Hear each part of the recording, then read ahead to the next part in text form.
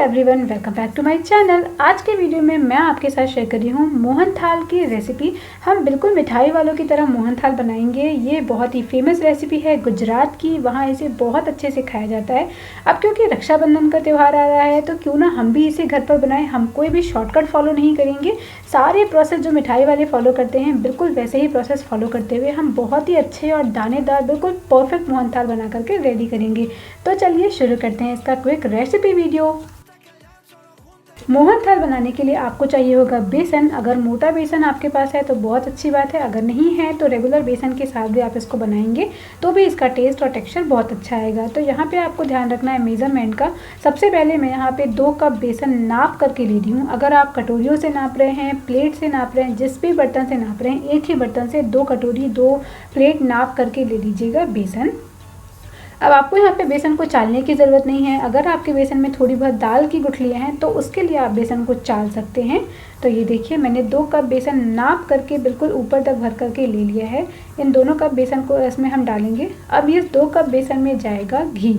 तो घी जो लेना है आपको मेल्टेड लेना है, पिघला हुआ घी रूम टेम्परेचर पे होना चाहिए। क्योंकि अगर आप गरम गरम घी इसमें डाल देंगे तो आपके जो बेसन है उसमें हो सकता है कि छोटी सी गुठलियाँ पड़ जाएं और हम नहीं चाहते कि हमारे बेसन में अभी से गुठलियाँ पड़ जाएं। तो ये देखिए घी डाल करके अब इसे हम बहुत अच्छे से मिक्स करेंगे। अब आप एक हाथ से या फिर दोनों हाथों से जैसे हम मोयन लगाते हैं आपको सेम वही प्रोसेस फॉलो करना है और बहुत अच्छे से इसे हमें मिक्स करना है।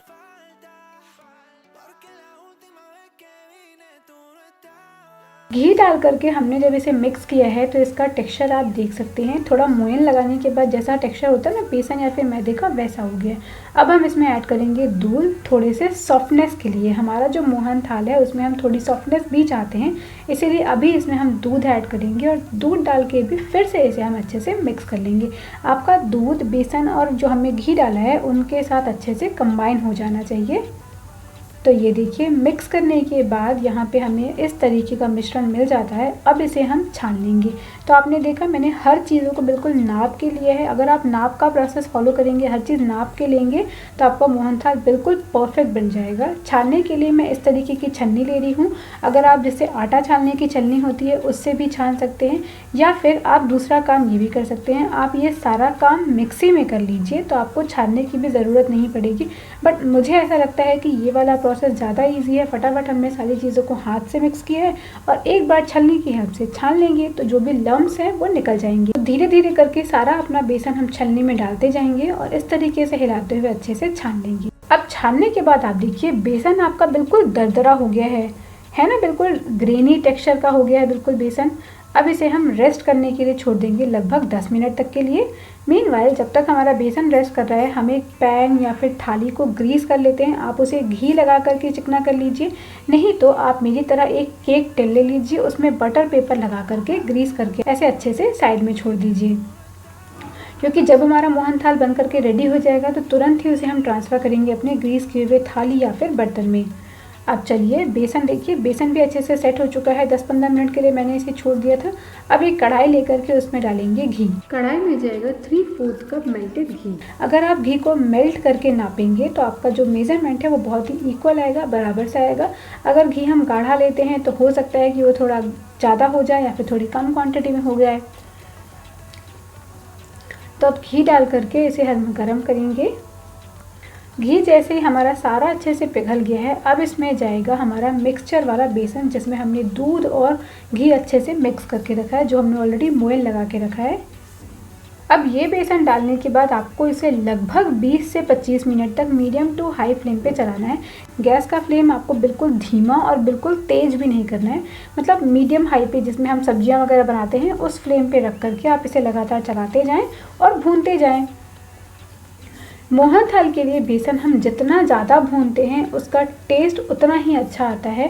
तो अगर आप हाई फ्लेम पे भून देंगे तो इसका कलर तो बहुत जल्दी चेंज हो जाएगा लेकिन वो टेस्ट नहीं आएगा, और बिल्कुल धीमी आंच पे भूनेंगे तो आपको बहुत ज़्यादा टाइम लग जाएगा भूनने की। अब जब आप इसे भूनते जाएंगे तो स्टार्टिंग में आप देखेंगे कि जो भी घी आपने डाला है वो आपको ज़्यादा लग रहा है, लेकिन ये घी धीरे धीरे अब्जॉर्ब होने लग जाएगा फिर जब हमारा बेसन पूरा भुन जाएगा तब ये घी रिलीज़ होना शुरू होगा, क्योंकि जब बेसन कच्चा है तो घी सोखता है और जब बेसन भुन जाता है तो पूरा घी बेसन छोड़ने लगता है। वीडियो में मैं आपको फास्ट फॉरवर्ड करके दिखा रही हूँ, लेकिन इसे भूनने में पूरे मुझे 25 मिनट लगे थे। आप देखेंगे जैसे जैसे ये भुनते जा रहा है बिल्कुल लाइट हो गया, हल्का हो गया हमारा बेसन। बहुत अच्छे से इसमें झाग बन रहे हैं और ये बार बार ही फूलते जा रहा है। अब ये देखिए लगभग 25 मिनट हो चुके हैं। बेसन में आप देख रहे हैं कि बबल्स अच्छे से पड़ रहे हैं, छोटे छोटे बबल्स हैं और जो बेसन है बिल्कुल लिक्विडी हो गया है। जैसा हमने स्टार्टिंग में डाला था थोड़ा सा गाढ़ा था, अब ये बिल्कुल लिक्विडी हो गया, पूरा घी इसने छोड़ दिया है, साइड्स में ये जमने भी लग गया है। इसका मतलब है हमारा बेसन अच्छे से भुन चुका है। अब इससे ज़्यादा इसे हमें नहीं भूनना है। कलर भी इस बेसन का पहले बिल्कुल लाइट येलो था, अब बिल्कुल गोल्डन ब्राउनिश हो चुका है। कैमरे में अगर ये जस्टिस नहीं कर पा रहा है, बट आप जब इसे रियल में बनाएंगे सामने आप देख पाएंगे कि बहुत ही प्यारा इसका कलर आ गया है। तो इसे आप बिल्कुल नहीं भूनना है। अब आप गैस की फ्लेम को थोड़ा लो कर दीजिए। लो फ्लेम पे अब हम इसमें धीरे धीरे करके दूध ऐड करते जाएंगे। दूध ऐड करते करते हमें जो बेसन है इसमें दाने पड़ेंगे और वो दाने ही मोहन थाल में बहुत ही अच्छे लगते हैं खाने में। सबसे पहले इसमें जाएगा 1 कप दूध। 1 कप दूध को भी हम बैचेस में ऐड करेंगे। पहले आप थोड़ा सा दूध डालेंगे। दूध डालते ही आप देखेंगे कि बहुत अच्छे से इसमें झाग बनने शुरू हो गए और जैसे ही हमने दूध डाला है इसमें दाने बनने भी शुरू हो गए, क्योंकि बेसन बहुत अच्छे से गर्म है और अब हम इसमें रूम टेम्परेचर का दूध ऐड कर रहे हैं। तो वो दोनों चीज़ें मिलकर के छोटी छोटी गुठलियाँ बनाएंगे और वही गुठलियाँ हमारे मोहन थाल को दानेदार बनाती हैं। अब जब तक ये पहला वाला दूध हमने जो ऐड किया है अच्छे से अब्जॉर्ब नहीं हो जाएगा तब तक आपको दूसरा दूध ऐड नहीं करना है। मतलब हमने 1 कप में से थोड़ा दूध जो डाल दिया है इसे अच्छे से अब्जॉर्ब होने देंगे, उसके बाद ही हम 1 कप में से और दूध ऐड करेंगे। तो ये देखिए पहले बैच का दूध अच्छे से अब्जॉर्ब हो गया है, कलर कितना अच्छा सा आ गया है, इसके जो बबल्स हैं पूरे तरीके से ख़त्म हो गए। अब इसमें जाएगा 1 कप में से ही दूसरा बैच का दूध। फिर से सेम प्रोसेस फॉलो करेंगे। दूध डालें, उसे अच्छे से मिक्स करिए, पूरा अब्जॉर्ब होने दें, उसके करके फिर उसके बाद दूसरा बैच का दूध ऐड करें। ऐसा करते करते पूरा 1 कप दूध आपको इसमें डाल देना है और जब तक आपका दूध बहुत अच्छे से अब्जॉर्ब हो जाएगा तब आप आखिर में देखेंगे कि बिल्कुल मोटा हो गया है, बिल्कुल दाने पड़ गए हैं हमारे इस बेसन के मिक्सचर में। तो ये लीजिए सारा दूध इसमें अच्छे से मिक्स हो गया है। अब इस मिक्सचर को हम रखेंगे थोड़ा ठंडा होने के लिए, क्योंकि अब हम इसमें गरम गरम अगर चाशनी ऐड कर देते हैं तो ये पूरा जो हमने अभी गाढ़ा गाढ़ा बनाया है, दाने पड़ाए हैं इसमें, ये सारे मेल्ट हो जाएंगे अगर गरम चाशनी ऐड कर देंगे इसमें। इसीलिए इस मिक्सचर को थोड़ा ठंडा होने देंगे। तो हम मिक्सचर को रख देते हैं रूम टेम्परेचर पे। काउंटर टॉप पे आप थोड़ा सा फैला करके रख दीजिए ताकि ये थोड़ा ठंडा हो जाए। और दूसरी तरफ हम बनाएंगे इसके लिए चाशनी। चाशनी बनाने के लिए एक पैन में हम डालेंगे 1 कप शक्कर और 3/4 कप पानी। सेम कटोरी या फिर सेम कप से नाप करके 1 कप शक्कर और 3/4 कप आपको पानी डालना है। अब इसे हम मिक्स करते जाएंगे। जब तक हमारी शक्कर घुल जाएगी तब तक आप गैस की फ्लेम को मीडियम टू हाई पे रखेंगे। इस चाशनी को हमें बहुत ज़्यादा गाढ़ा नहीं बनाना, लगभग 1 तार की ही चाशनी बनेगी इसकी, क्योंकि 1 तार की चाशनी से जैसे हम गुलाब जामुन की चाशनी बनाते हैं ना उतनी ही स्टिकी इसकी चाशनी होगी। तो देखिए शक्कर की चाशनी अच्छे से घुल चुकी है। अब मैं इसमें डाल दूंगी इलायची पाउडर और केसर। यहाँ पर मैंने थोड़े से गर्म पानी में केसर के 8 से 10 धागे भिगो करके रखे हुए थे। इसे डालने से कलर बहुत अच्छा आ जाता है और टेस्ट भी थोड़ा अच्छा आता है। अगर आपके पास केसर नहीं है तो आप इसे मत डालिए, उसके बिना भी आपका मोहनथाल बहुत टेस्टी बनेगा।